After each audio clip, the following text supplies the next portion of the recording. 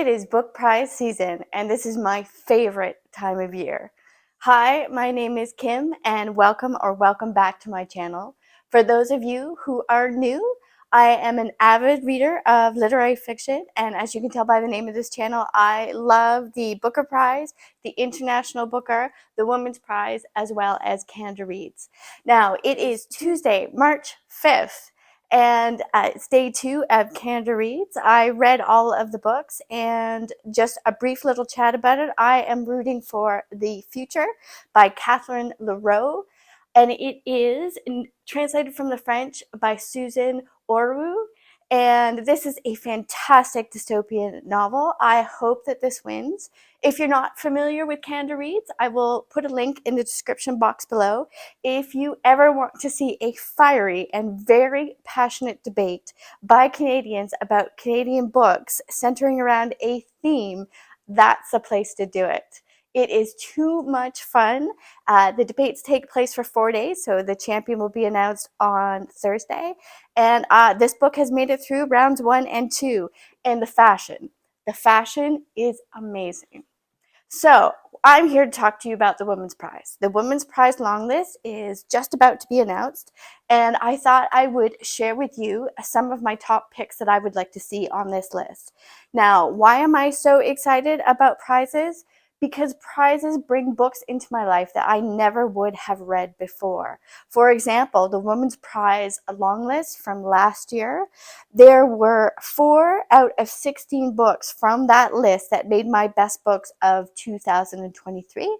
I will link that video in the description box below. Please check it out. It was so much fun, and there's a campfire as well.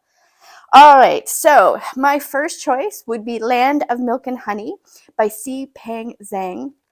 I listened to this on audiobook, and it's narrated by Eunice Wong. It made my best books of last year as well.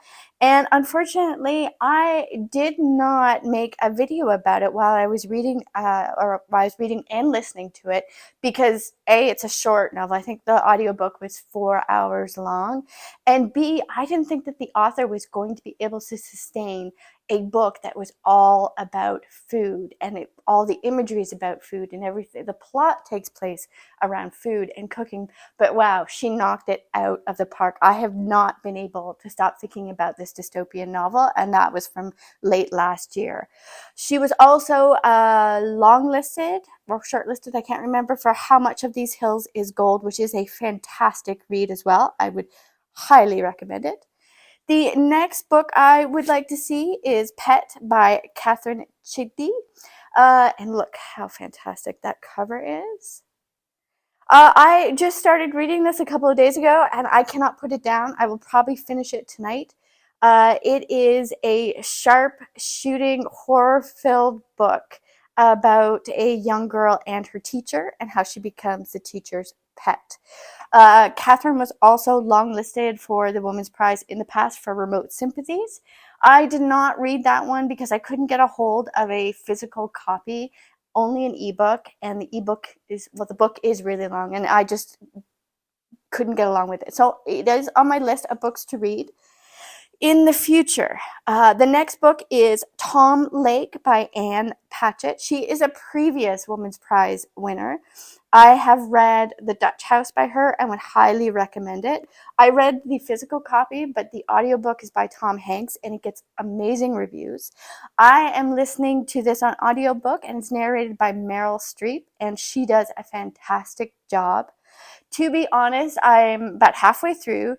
I really struggled with about the first 20 to 25% of the book because it was too much of a slow burn, and it was too simple and things weren't happening fast enough.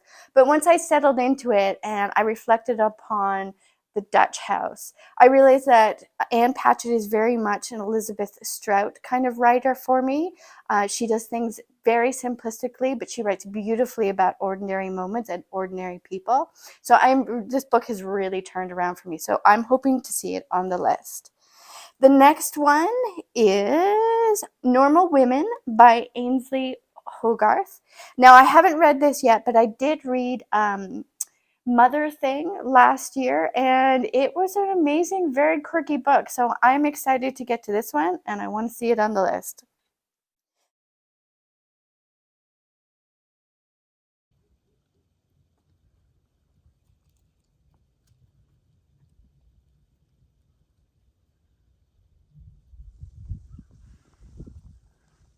Come on, you two. Come on. The next one is Chlorine by Jade Song. And I originally came across a short story by her called Cosmic Cul-de-sac in the 2023 Hingston and Olsen Advent Calendar. And it was um, one of the best short stories I read out of that collection of 25 stories. And I was really hoping to get a hold of a physical copy of Chlorine and read it before this long list, but sadly I haven't been able to do that. So the next one is The Storm We Made by Vanessa Chang. It is a debut and she's from Malaysia. And I haven't heard anyone say anything bad about this book. So it'd be interesting to see if we're going to be talking about that book today. Another one that seems to be making all the rounds is Greta and Valden by Rebecca K. Riley. This book has been referred to in terms of if you love Sally Rooney, you're going to love this book. So how can I not want that on the list? Another one is The Wren by Anne Enright. She is an Irish writer who won the Booker for The Gathering. The next is another debut novel called The Center, which has a stunning, stunning cover. It is by Aisha Manazir Siddiqui. Another one I think might make it is The Extinction of Irina Ray by Jennifer Croft. She was longlisted last year for her book Homesick, it was interesting because Homesick in the UK was a novel, but Homesick was published in Canada and North America as a memoir, so there's a bit of confusion around that. And she is also an award-winning Booker translator. Well, she's an award-winning translator and has been nominated for the International Booker in the past.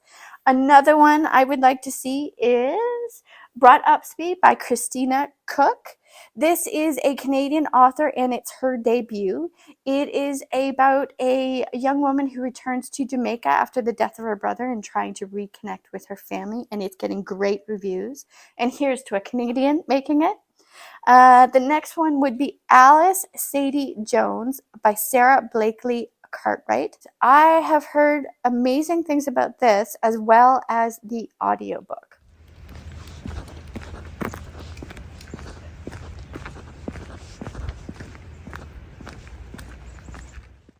And very quickly, I think that Stone Yard Devotional will probably make it on the list. It's by Charlotte Wood, who's an Australian, who wrote The Weekend. I also think that Sandra Newman, with her retelling of 1984 with a book called Julia, will be making it. And the book that I would like to see make it, which is probably so far out there, would be Beautyland by Marie Helene Bertino. She is the author of Parakeet. And I read Parakeet a couple of years ago, and it's so, so original. And this is set in space, and I highly suspect it has all the quirkiness that I'm looking for. And I really wish that more people were talking about this book. It's just been published, and I wish more people would talk about Parakeet.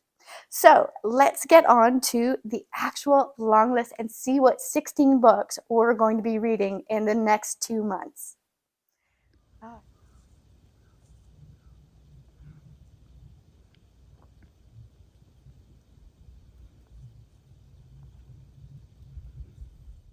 All right, so the 2024 Women's Prize for Fiction long list is here.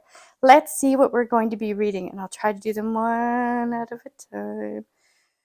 All right, so A Trace of Sun by Pam Williams, Ordinary Human Feelings by Megan Nolan, Hangman by Maya Binion, Clara Kilroy's Soldier Soldier. I have heard some people mention this in their predictions, and it's supposed to be really good. The Wren, I got one by Anne Enright. The Maiden by Kate Foster. I haven't heard of her. 8 Lives of a Century-Old Trickster by Marinee Lee. Oh, and I have heard of the next one, Night Bloom by Peace Adzo Madi.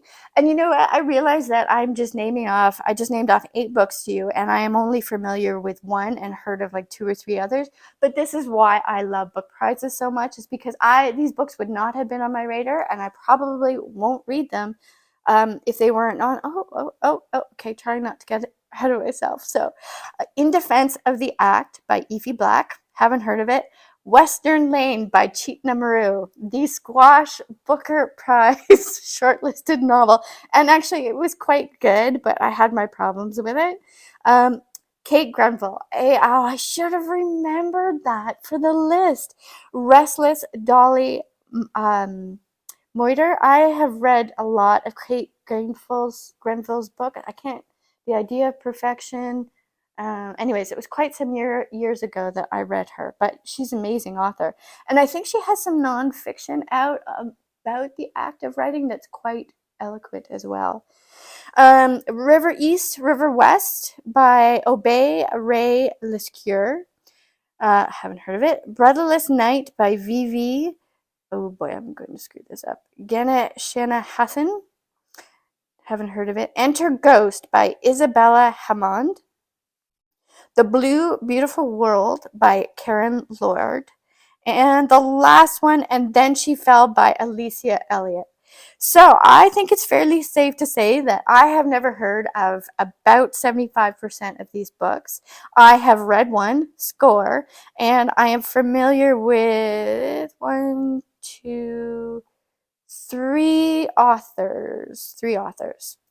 Anyways, totally unexpected, so much fun.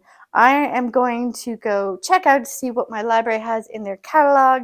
I'm going to order some books and support some artists, and hopefully I can get a hold of all of those books, and there will be videos and reviews coming to you shortly. So thank you so much for joining me, and just to let you know, there will be a International Booker prediction coming out to you, as well as a February catch-up, because I have been a little absent from this channel, and I will explain to you why in those videos. And if you're so inclined, please like and subscribe. It really helps out my channel. I hope everyone is going to have a fantastic reading season for the Women's Prize. I couldn't be more excited to get to these books. And I will leave you with a little clip of the lake this afternoon. So for those of you who don't know, I live in eastern rural Ontario on a lake, and it is frozen at the moment. We are having an extremely, extremely warm season, and it looks like the ice is going to go out in just a little while. And there is Ripley playing on it. So thanks again for joining me. Hope to see you soon. Bye.